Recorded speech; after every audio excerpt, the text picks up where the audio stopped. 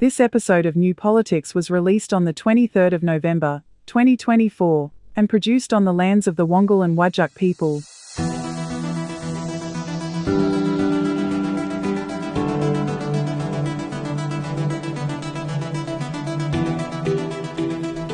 Welcome to New Politics. In this episode, donation laws to be reformed, but who does it actually benefit? The climate wars are still continuing. This time it's over the 2035 emission reductions targets. The government tries to outdo the Liberal Party on immigration and asylum seekers. And the Senate decides that a political protest against the King is just as bad as homophobia, racism and bigotry. I'm Eddie Djokovic, editor of New Politics. I'm David Lewis, an enigma wrapped in a riddle. Just a reminder, we don't have the billionaire owners or even the millionaire owners to support us, and that's the way that we'd like to keep it. But if you would like to support New Politics, you can do that through Patreon or Substack, or you can make a donation at newpolitics.com.au, and all of this is a good way to support independent journalism. Here it is. Here it is. Here it is. Here it is.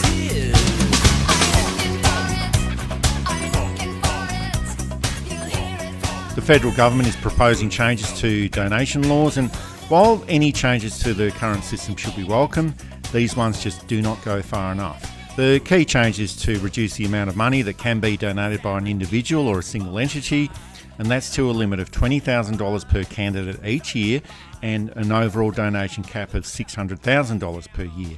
Candidates will have a spending limit of $800,000 and a political party can have a spending limit of $90 million all across the nation.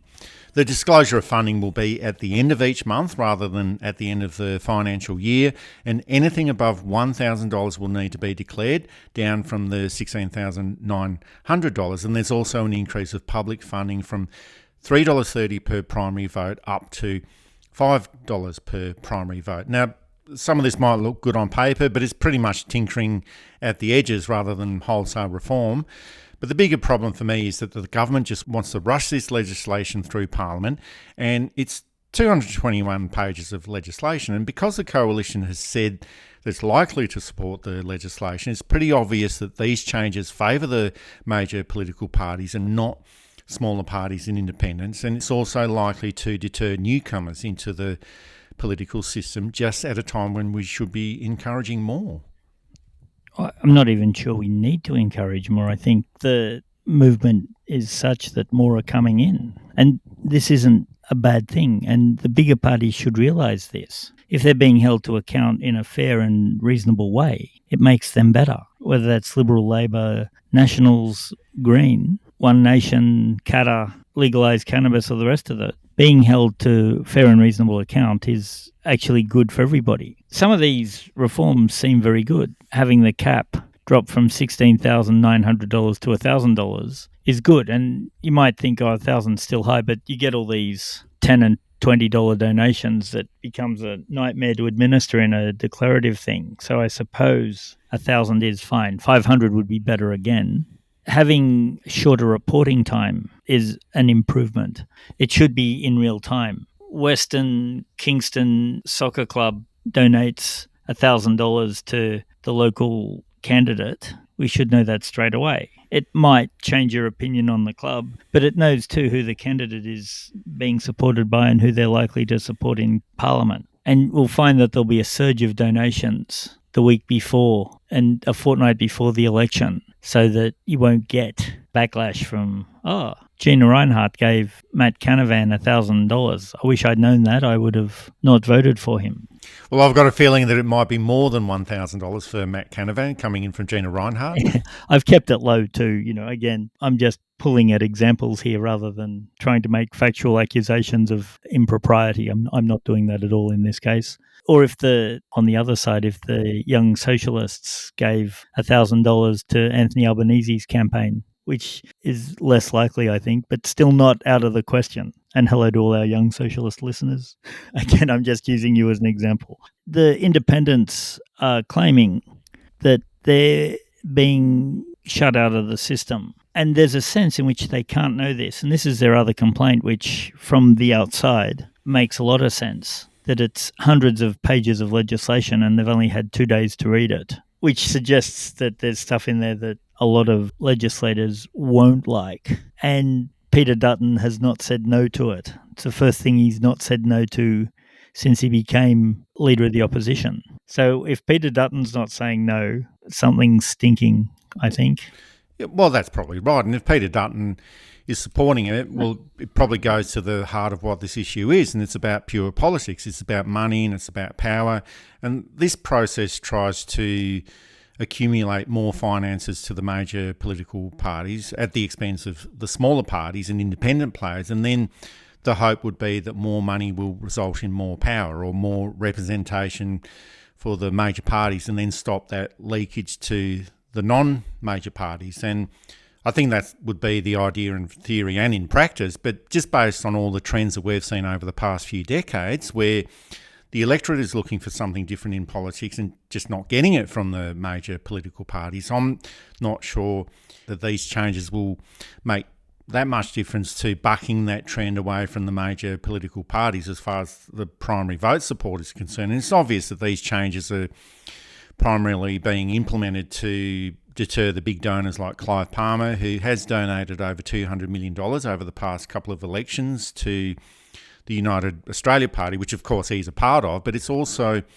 human nature to try and get around these changes, and where there is a will, there will be a way. But I think that while most of the focus has been on people like Clive Palmer on the right, it will also affect entities such as the Climate 200 group, or donations such as the one made by Graham Wood back in 2010 when he donated $1.6 million to the Australian Greens. But this whole process has to be applied consistently, so there can't be a problem with that. And some of the independent MPs have said that they just haven't got enough time to assess the quality of the legislation, and that's a serious problem. Here's the independent member for Warringah, Zali Steggall. We've had months of asking the Minister to show us an exposure draft, come clean with where the government's going, what it wants to do, negotiate with the crossbench on genuine reform to our electoral process that makes a fair competition, fair access to elections to everyone, not just the major parties. But what we have instead is, as I understand it, the government will introduce a bill on Monday. We are just getting an opportunity to see it, and will force a vote by Thursday next week in the House of Representatives. That is unacceptable.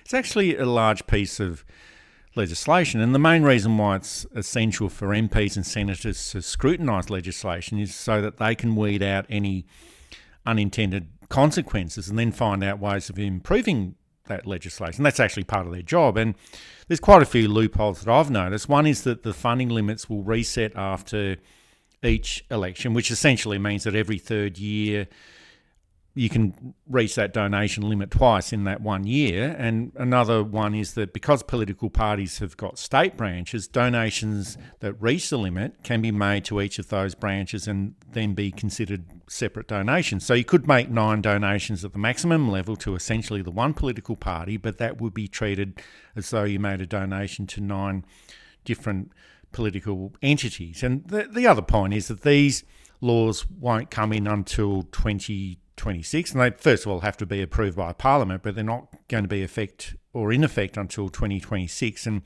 will affect the 2028 federal election onwards. So there's no real rush for this, and the legislation should be carefully considered. Yeah, look, one wonders why the rush and why the obscurantism. I don't think they're deliberately hiding it because they distributed it, but they're certainly making it hard. Of course, the solution is fully funded public elections in which you pay I think it's $1,000 now, it used to be $500 as a deposit to essentially guarantee that you can get 4% of the primary vote. If you get that, you get your money refunded. And then if you have a certain amount of members, you can apply for funding, and then that funding is capped so that you don't have the Clive Palmer taking over YouTube. Not that it did him any good. He got one senator in, and that senator was Ralph Babbitt, of whom more later. And it stops that American-style influence. And it means that things like the IPA stop being a fundraising organisation and actually have to come up with ideas to run better campaigns, which I think might not work out so well for them, because when they do come up with ideas, they're uniformly terrible. But it means that on the Labor side, the Fabian Society and the Whitlam Society and those types of things can actually be more prominent in their ideas. I mean, publicly prominent. And we might start getting better election campaigns, because really we haven't had a great election campaign since maybe Kevin 07. Everything else has just scraped over the line. And you referred briefly to the disclosure requirements, and generally they are better within these new proposals, but they're still inadequate. It really is essential to know that if private money is going into politics, we need to know where it comes from, and we need to know that very quickly. And in that case where legislation is being prepared in Parliament and being voted on, and there's a lot of donations being made in the lead up to that legislation being voted on and passed, we need to know where those donations are coming from before the legislation is passed, not afterwards. And the new proposal is for donations to be disclosed 21 days after the end of the month, and that's certainly better than having to wait until the end of the financial year, but it's still not good enough. The technology does exist to have real-time disclosure or some kind of centralised online clearinghouse. Many other democracies around the world are doing this, and Australia should be doing this as well. And I think the other factor is that the government has almost had 3 years to prepare this legislation. This should have been released in November 2022. So it could have been scrutinised and put in place for the 2025 election, but it's being released in the shadows of this parliamentary term. And obviously they don't want too much scrutiny of this legislation, otherwise they would have released it much earlier. But generally we should always welcome reforms to the political system, but this is about 1% of the change that's required, and it's being released at the last minute. I just don't think that that's good enough. I mean, I suppose points for effort, but it's still a see me at the bottom of the report card, isn't it? Pretty much when they presented it to Peter Dutton and he said yes, it was time to take it away and rethink it. And I know that both sides are trying to protect their own long-held hegemony over the system, and both sides are being threatened, I guess, by the rise of independents. Suddenly the independents in the Liberal seats are a big threat. Whether that will translate to Labor seats remains to be seen. I don't see why it can't, but it hasn't happened yet.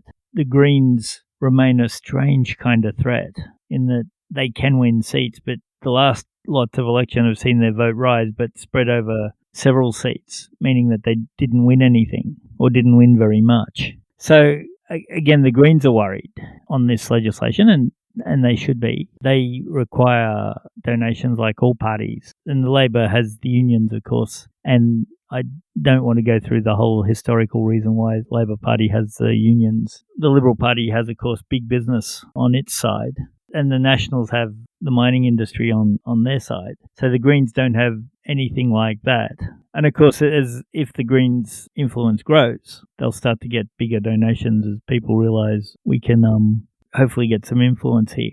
I think that if Labor was smart, they'd slow it down a little bit and bring through the HECS repayments before the election and leave the legislation for this till after the next election, when one, they'll see who they're dealing with, and two, give everyone a chance to go through and read it and absorb it and get the chance to make meaningful and constructive change rather than blast it through and then in 2 years' time realise that it hasn't helped anybody.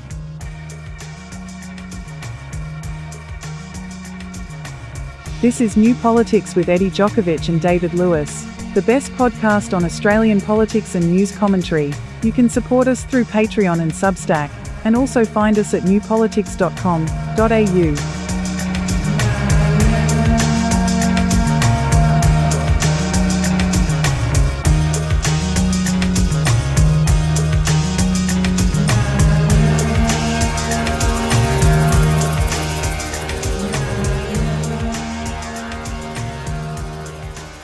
The government has announced that it will reveal emission targets for 2035 at some point in 2025, but it's unlikely that that will be revealed before the federal election due in May next year. And the Environment Minister, Tanya Plibersek, has suggested that there will be delays because the Australian Greens insisted on a law that requires future targets to be based on advice from the Climate Change Authority. And the Climate Change Authority has suggested that it needs more time to do some modelling based on the impact of the election of Donald Trump in the United States.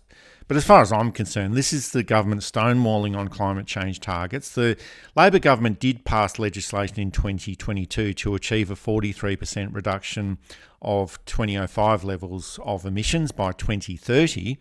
And there is also an overall commitment to achieving net zero by 2050. But this action, to me, just seems like it's more about trying to avoid a climate change war with the coalition in the lead up to the next federal election. And it's not like the Trump election victory was a surprise, not that we would have wanted it, but in a two-horse race in US politics, there's always a good chance of either side winning. And Trump's attitude to climate change would have been well known from his time in office between 2016 to 2020, as well as what he's been saying over the past year about dismantling a lot of green policies implemented by the Biden administration. So the Climate Change Authority should have been able to do some modelling on either the Democrats or the Republicans being in office in the United States from next year onwards. But irrespective of that, this just seems to be continuing the behaviour of this Labor government. It's reactive rather than proactive, and it always just seems to be on the back foot. And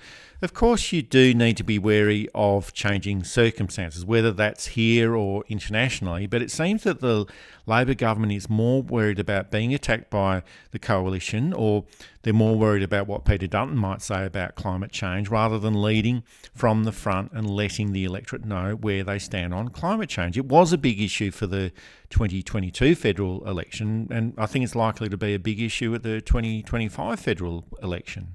What the Liberal Party has failed to understand, because they keep pre-selecting the wrong candidates, although I will be fair, they've started to put in candidates who have a better chance of winning, is that the climate is, I think, the thing that is most prominent in people's concerns. We're watching the climate change. I know that there are those out there who thinks it's a hoax and that we're misreading the data. I had a guy say, carbon's only 0.06% of the atmosphere. And I put it probably too gently to him that if you have 0.06% of alcohol in your bloodstream, you're not able to drive. And so these minuscule amounts can make a massive difference. Well, it's almost like saying the sea levels are only going to rise by 1 or 2 millimetres over the next 10 years. So let's not worry about that. That's not much. Yeah. No, over whatever the area of the Pacific is, that's hundreds and thousands of millilitres, which... Yeah, but it's the same sort of thing. A couple of millimetres rise in the sea levels, well, that's a catastrophic effect. Yeah, absolutely it is. And a lot of people are noticing this, particularly in the more university-educated areas, hence the safe Liberal seats, hence the turnaround of safe Liberal seats into independent seats. I know that there's a lot of interest in some safe Labor seats to run strong independent candidates. It'd be interesting to see if that happens. The point is that the vast majority of the voting public in Australia is very worried about climate change. We can see with the, how many once in 100-year storms have we had over the last 5 years? At least 3. How many colder winters that don't last as long, but also hotter summers? Every year we've broken the record for hottest summer ever since 1990 or something. But the last too many years have broken the record for hottest year on record, and the record has been the year before. And that's all correct, of course, but it just makes you wonder, well, why is the Labor government just so worried about what the coalition will say about climate change and what Peter Dutton will have to say about climate change as well? And in politics, David, you know that you should never reveal your hand too early, but you do need to let the public know what you're doing, because the public, the electorate, they're the ones who actually decide whether you stay in office or not. And who knows, the government might actually have a 2035 target in mind. And the CSIRO, they've actually suggested that the 2035 target should be around a 65% reduction, and that's according to a combination of environmental issues, economics, political factors, and also based on the fact that a 2030 target of 43% reduction has already been legislated, and that overall there is a net zero by 2050 as the target goal. And my feeling is that rather than having a compact with the public and the electorate, the government just seems to be having a compact with the coalition. They're more concerned about what Peter Dutton will say or what he will think or how the coalition will react to a 2035 target if it is announced before the next federal election. And this gets back to a point that we have consistently raised, David, that the Labor government just doesn't seem to have that confidence in what it wants to achieve in certain areas. And it just gives the opposition and a leader like Peter Dutton too much respect, or maybe they don't believe too much in climate change issues themselves. And you'd probably have to say that after most of their actions on the environment over the past 2.5 years, when they've approved so many new coal mines and gas fields, and greenhouse emissions have actually risen over the past 18 months. So who knows, that might actually be the case. And certainly the coalition doesn't believe in climate change issues very much. All roads for the coalition, they all lead to nuclear power. Their answer to climate change is nuclear power. Their answer to renewables is nuclear power. The answer to local electricity bills, the answer is always nuclear power or build more mines or just keep on digging. So it might be a case where the government is just trying to avoid an election based on the climate change wars, but I just don't think that the Liberal Party is going to let that happen. No, and again, I don't understand. I do understand in a way, but I really don't understand why they're just not ignoring the Liberal Party and letting it tear itself apart and rebuild itself instead of seeming to pander to it. I know that there's still fiery clashes in Parliament and stuff, but how much of that is theatre and how much of that is a genuine clash of conflicting ideas? But treating people with more gravity than they deserve doesn't end well. If Peter Dutton was a substantial intellectual figure of leadership, okay, that's fine, yes. But he's a laughingstock outside of Parliament. Despite what the polls say, very few people think he's going to become Prime Minister.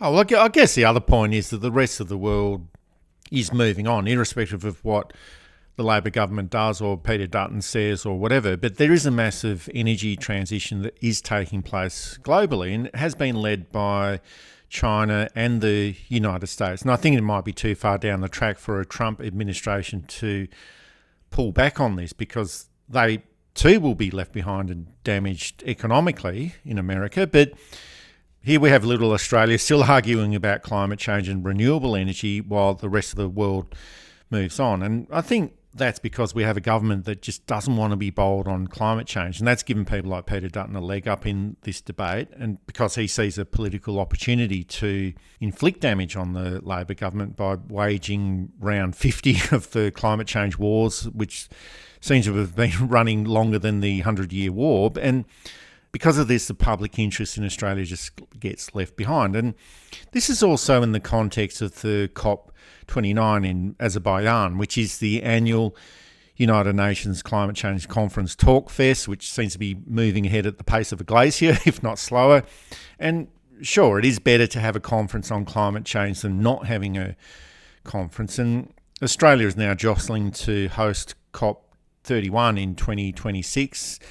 But a lot of this just seems to be window dressing. We've been following these conferences for some time now, and it just mainly seems to be world leaders saying, yes, we must do something about climate change, otherwise the world is going to blow up. And then they just repeat the same message the following year. And that message is eventually going to become true, that the world is going to blow up if we don't do anything about climate change. But that might end up happening a lot sooner than we think it might. In Monty Python's Life of Brian, the People's Front of Judea, whose worst enemies are the Judean People's Front, continually have meetings and pass resolutions and argue over what the resolution should say, but they don't actually do anything. And this feels like a lot of government's response to climate change. They can come back from Azerbaijan or wherever, if it's held in Australia next time. And at the rate we're going, they'll probably need to hold it at some waterfront like Burke or Alice Springs and the new beach that's been formed. There's a lack of political will because they think there's not a lot of votes in it. And to be fair, what the Trump election has showed us is people like the idea of simple solutions. Prices are too high, we'll put tariffs up to China. That'll show the Chinese, not realizing that it's going to put prices up another 25% at least. education expensive, we'll scrap the Department of Education rather than look at why it's expensive and what you can get out of it, and are there more efficient ways or different ways of running a Department of Education. I guess the thing is that climate change requires tough and hard solutions. It means a change in how we do things. It means a change to our comfort levels. It means a change to what a lot of us are used to. But if we don't do it, there'll be nothing. We're losing islands in the Pacific, the Indonesian islands that have gone underwater. There are South Pacific islands that have gone underwater. We've got to change it before it's too late, and it may be too late.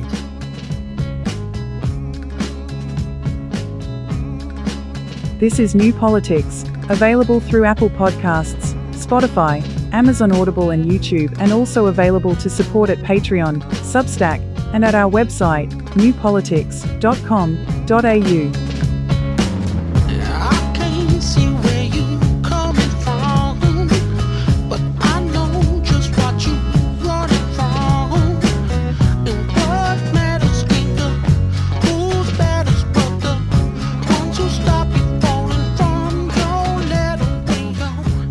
Feel like you're feeling now. Immigration issues have also been prominent during the week, and the first issue relates to the cap on international students. And once again, this is outright politics and got nothing to do with the issue at hand. It's more about the battleground of immigration and xenophobia, which the Coalition is only too happy to play along with, and the Labor government is happy to sign up and join along with as well. Generally, international students are good for Australia. It's good to have a diverse mixture of people within the university sector. They also become part of the overall community, and it is a good way of providing education as an export to overseas countries that need it. But the problem here is that the higher education sector sees international students as a cash cow, and successive federal governments have decreased domestic funding for higher education as the funds from international students has increased. And if there was ever going to be a cap on international students, well, that should have happened years ago and done on educational grounds and economic grounds, and not having universities dependent on money coming from overseas. And that was really highlighted when COVID hit in early 2020. And these are the reasons why the government should be looking at student caps. It should have been done a long time ago as well, not the reasons that we are being given now, which is essentially to play into the right-wing immigration debate, which somehow leads into housing affordability and other issues that have got absolutely nothing to do with international students. Now, the Coalition has said that it won't support this legislation. The Australian Greens have also said that they won't support it, but for different reasons. But the genesis of this whole process is that the Labor government wants to be seen as anti-immigration, so it prepared legislation that it thought would get the support of the Coalition, but the Coalition has rejected the legislation, so it can continue to blame the government for not doing anything about immigration levels, and then continuing to make that link between immigration levels and housing affordability, which it doesn't actually have a strong correlation with. And will the Albanese government ever learn, David? Stop trying to play politics in an area that the Coalition owns. Just try and do the right thing. That's the basic rule of governing that they should follow. The government just keeps being outplayed on these issues politically. The Coalition is never going to support whatever the Labor government proposes anyway, and especially on an issue such as immigration, even when it's according to Liberal Party policy. They should have just navigated these changes with the crossbench and get them passed as soon as possible, but they didn't do that, and now they've got a big problem on their hands. Yeah, I mean, I'll make the point that they will support the government on things that directly affect them in a positive material way, such as the electoral donation reform laws. But in this case, there's no way they're going to. I think the best way is just to ignore them and to work with the crossbench, to work with the Greens, to work with everybody else and make the Liberal Party irrelevant to the discussion, because they're clearly not up to having the discussion yet. And while that's the case, there's no point in discussing it with them. They've got nothing of value to say. They've got no practical solutions, and they've got no way of making things right from the position that they're in, or the position that they hold. And I think this is also starting to lead into a bit of policy chaos. Now, one strategy that governments have is that they wait until the final few months of a political term, and that's the stage that we're at the moment, and guillotine everything and then just ram it through Parliament. And the opposition crossbench look at the legislation and they think, oh, well, that's not worth expending too much energy on, and then they just wave it through. But for something like this, which does have major ramifications for the higher education sector, well, I think there just needs to be more time to assess the legislation. You know, is the legislation any good? What's its purpose? What is it trying to achieve? And just like the donations reform legislation, if it's so important, why wasn't it introduced earlier? And I think it's also the government just being outflanked by a terrible Liberal Party leader and one of the worst Liberal Party rooms that we've ever seen. And that, to me, takes a special level of skill to allow that happen. So government has proposed a cap of 270,000 international students, which is 53,000 places lower than last year, but it's only around 7,000 students less than the pre-pandemic levels in 2019. And Dutton has said, no, that's too high, I'll put it down to 160,000. And I can guarantee you that if the government had suggested a cap of 160,000 students in the first place, Peter Dutton would have just said, no, that's too high, I'll put it down to 50,000 students. And he'd also repeat what he said last month about international students. When you look at the detail, this is the modern version of boat arrival. And we've pointed this out before. Labor tries to, and we've pointed out this so many times today, Labor tries to negotiate with Peter Dutton, who was always going to say no, unless it's to rework the donation laws so that the Liberal Party gets more funding from the taxpayer. He is always going to say no. And then they get surprised when he says no. And there's a perfectly good crossbench available, you know, which does consist of the Greens political party, if they want to call it that, and negotiate with them, implement your agenda, get things done, and not try and negotiate with an idiot who is always going to say no. And maybe we're the idiots in all of this, David, that we're just thinking that this is the better way for the government to negotiate, but it just seems pretty obvious. Yeah, the other thing I think I should point out is, having worked in the higher education system, I was always appalled at how international students were treated. They were treated back then, this is before I stopped, just before the pandemic, they were treated like ATMs with unlimited funds. Oh, well, that's right. The money was just taken. There was no additional support offered to international students, no additional English classes or any sort of academic support provided to them. They passed the basic English test, which was great. But if you were in a humanities subject, the level of English was just that little bit higher for a lot of them. And it was up to the lecturers and tutors to give that extra support to explain things. A lot of them some of them were done for plagiarism, because they'd have to get someone else to write the essay for them, which of course counts technically as plagiarism, which would have been avoided had proper support systems been in. And I'll be fair to the universities at the level that this type of stuff is expensive, and there wasn't always the money to be able to do that. And then when COVID hit, of course, they treated international students appallingly too, and then wondered why there was this massive drop-off that hasn't quite come back after COVID. China, at one point not that long ago, was building a new university a week, meaning that there was less incentive to go overseas to study. You could study in China and then do your travel if you so wished. And the bigger universities in particular were losing millions of dollars a week, because you can only exploit people for so long, and smart people too, before they realise, hold on, there are better options. And to blame foreign students on land prices is just insane. There might be a bit of a bump, and I don't think there is, in suburbs that are accessible to a university, but your hideously expensive Lower North Shore townhouse is expensive, not because of 4 kids sharing a unit in Burwood, for example. Both parties have to really sit down and look at things in a mature way, not in a way that wins them the political debate on the day.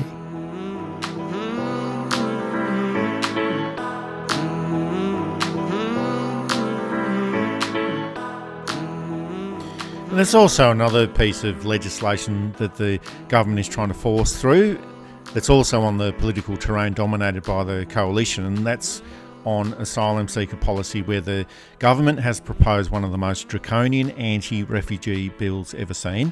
It's known as the Deportation Powers Bill, and it was introduced by the Immigration Minister Tony Burke several weeks ago, and it is being debated in Parliament now. And essentially Australia can decide that any country in the world can be an offshore detention centre.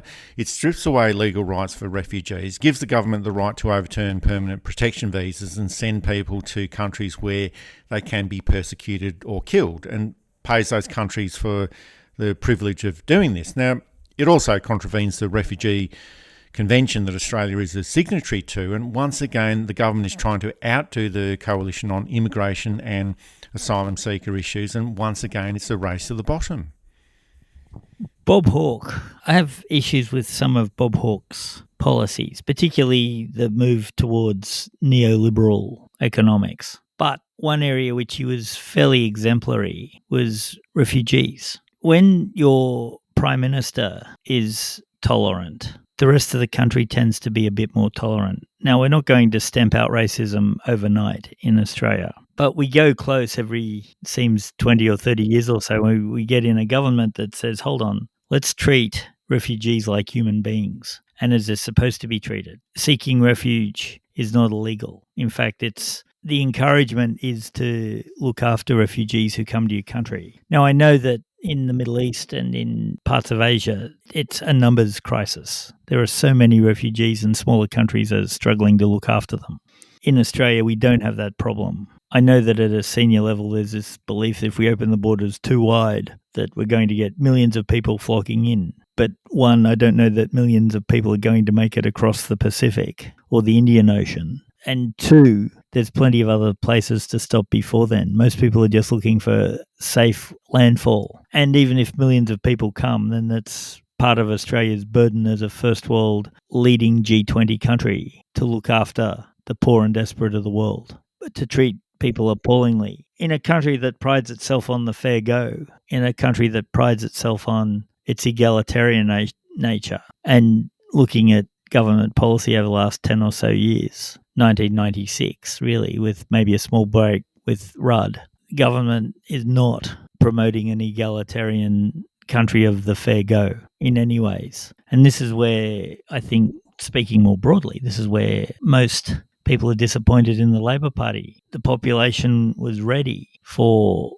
that egalitarian, that we would treat asylum seekers better, that we would bring in an amendment to the Constitution that acknowledged and honoured Indigenous people, that we would look after our poor, that we would look after those who've come to Australia to try and better themselves, that we would look after those who had risked everything to show injustice. And we have signally failed at this because the cruel solutions, the nasty solutions, the ignorant solutions are easy. And we've had governments who have promoted the easy way rather than led and gone for the hard way. And I think this will cost governments.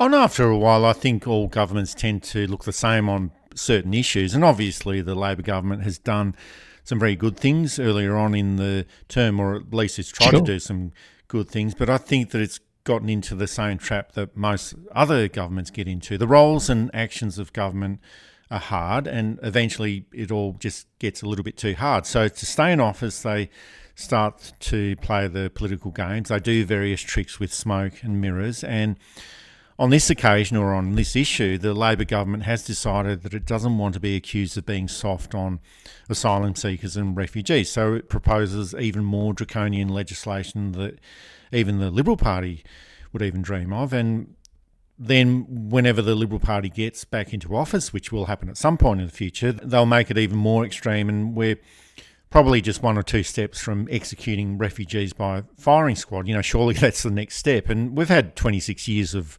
rubbish policy on refugees and asylum seekers because the Liberal Party can easily ramp up this sort of rubbish and can easily find a very receptive audience over at 2GB, and also in cahoots with the mainstream media that's never going to do any sort of sensible reporting on asylum seeker issues.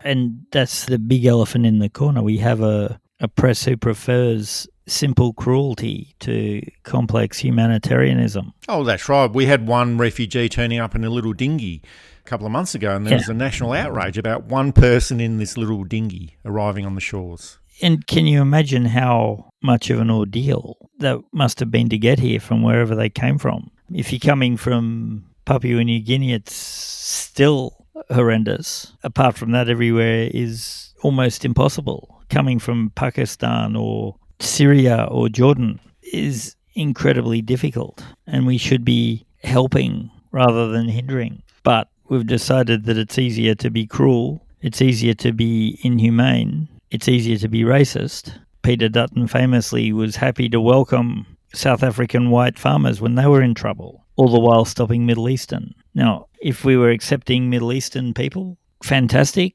and we should accept white South Africans in similar circumstances. You can't choose based on race or background or attitude. We've got to find a government who is prepared to make the harder decisions that improve all of us rather than the easy ones that just improve some of us. This is New Politics, available through Apple Podcasts, Spotify, Amazon Audible and YouTube, and also available to support at Patreon, Substack, and at our website, newpolitics.com.au.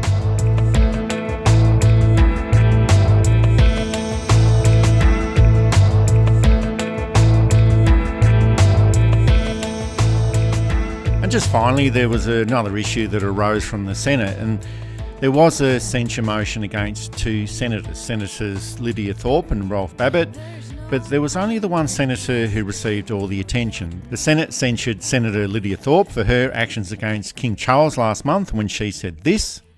This is not your land! This is not your land! You are not my kids! You are not our kids! And more than just saying that she was deeply concerned, Senator Penny Wong moved the censure motion in the Senate, and here's what she had to say. Can I say the government moves these motions reluctantly? We all know both senators are engaging in these behaviours precisely in order to get attention, engaging in actions and stunts designed to create storms on social media but offering nothing of substance to improve anyone's life. These are actions which seek to incite outrage and grievance, actually to boost their own profiles. And this was supported by Senator Simon Birmingham. This motion is not about what she said. It is not about her right to say it or her views. Those we defend. But it is about the conduct that was undertaken, the disruptive, disorderly and disrespectful approach that reflected so poorly upon all senators in this chamber and brought us into disrepute. That is why it is worthy and warranted of censure. And in response, here's what Lydia Thorpe had to say. If the colonising king were to come to my country again, our country, then I'll do it again. And I will keep doing it. I will resist colonisation in this country. I swear my allegiance to the real sovereigns of these lands. First Peoples are the real sovereigns. You don't have some random king rock up and say that he's sovereign. Well, not on my watch. White supremacy exists in this country. Now, to call it out doesn't mean you're a bad person. It's just truth-telling. I'll use the privilege of what a senator has to infiltrate and bring down the colony. That's what I'm here for. I'm not here for friends or votes. I'm here to bring down the colony. And the problem here is that it was the one motion that censured both senators. Rolf Babbitt posted violent and offensive racist slurs and posted some highly offensive homophobic and anti-transgender commentary. So the Senate has equated a political protest against the king and matched that with a senator who is racist, homophobic, anti-trans and promotes violence. And the other issue is that even though Babbitt's behaviour was totally unacceptable and consisted of hate speech, the media focus on the actions of an Indigenous woman who challenged the status quo and questioned the role of white Australia and the British in wholesale land theft, rather than focus on the racist homophobe. But there's no surprises really, it's what we've come to expect from the media. At no point did Lydia Thorpe threaten physical harm against the King. She doesn't want the King as part of the Constitution. She feels that the monarchy has let Australia down, particularly Indigenous people. She feels very strongly about these and put it in very strong words. But she didn't say, eat the rich. She didn't say, let's set up firing squad. She didn't call the King any names that might have suggested to her followers that the King's life had less value than anybody else's in a democracy. And I know that there's a lot of people who said, I wouldn't have done it that way. And that's, I probably wouldn't have either, but I'm not an Indigenous woman. I haven't walked in Lydia Thorpe's shoes. I can only imagine the frustration she feels. And to get the opportunity to actually express that may have been very cathartic for her. And then she's got to sit through a Senate censure from people who historically would have fairly similar ideas and beliefs to her. I'm speaking of Penny Wong. We can't expect much from Simon Birmingham. He's a Liberal with particular views. And again, I haven't walked in his shoes. I haven't walked in Penny Wong's shoes. But I've seen their journey a little bit more. And I struggle to understand why Penny Wong I'd have understood if she'd been silent, had she not, but to actually lead that I don't understand. Well, I guess they do have to go through the formalities of providing the censure motion, but still equating Senator Lydia Thorpe with Senator Ralph Babbitt, that to me seems quite bizarre. Yeah, he was deliberately provocative to a broad section of the Australian populace. He said, in our house, well, you live alone, Ralph, so there's that. We use the words, and I won't repeat the words, I won't dignify them with repeating them. And then said he's never going to apologise. Ended up deleting the tweet and apologising. Typical beta male cuck soy boy NPC behaviour, if you ask me. But again, I haven't walked in his shoes. But clearly, Ralph Babbitt, who I think they expected to remain defiant and make sure he used those words backed right down, Lydia Thorpe has said she'd do it again if she had the opportunity. Now, she's not standing for Parliament again, so she may never get the opportunity as a senator again to do it. But nonetheless, there were two different things that required two different censure motions. If you were going to give a censure motion, the Lydia Thorpe one was not the same as the Ralph Babbitt one, and they should have been done as even on the same day, because that made sense. And I also think that it's the reaction of the media where they just totally focused on Lydia Thorpe and had pretty much nothing to say about Ralph Babbitt. And that might be because they didn't actually want to highlight his profile anymore, because that's what he's obviously after. But I don't think the media would be that moral about it. It's obvious that it was because Ralph Babbitt is from the right and the media pretty much agrees with his views. They're obviously not going to say that, but they pretty much agree with his views. But someone like Lydia Thorpe, well, she's of the left, and they've always harassed her when it comes to issues related to Indigenous affairs. And the behaviour of Ralph Babbitt would have been more newsworthy to highlight how offensive this guy really is, so at least people could be warned about him, but the media just totally ignored him. Yeah, he's very ignorable. But these things need to be highlighted to show that, one, there's flaws in the Senate voting system that allows a guy who gets in on, he didn't get his deposit back, or Clive Palmer didn't get his deposit back. And he's not really fit to be a senator. He's a nobody who spends more time talking about how Trump's a great president. And I'm pretty sure he thinks that there's a Fifth Amendment to our Constitution to stop him incriminating himself, and the Second Amendment for guns. I'd almost bet that that's the case with him.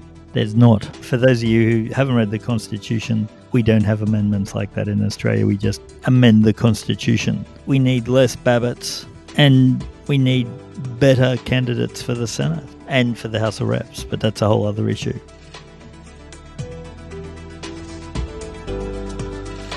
That's it for this episode of New Politics. Thanks for listening in. And if you'd like to support our style of journalism and commentary, please make a donation at our website at newpolitics.com.au. We don't beg, plead, beseech or gaslight you about journalism coming to an end. We just keep it very simple. If you like what we do, please send some support our way. It keeps our commitment to independent journalism ticking along. I'm Eddie Djokovic. Thanks for listening in, and it's goodbye to our listeners. I'm David Lewis. We'll see you next time.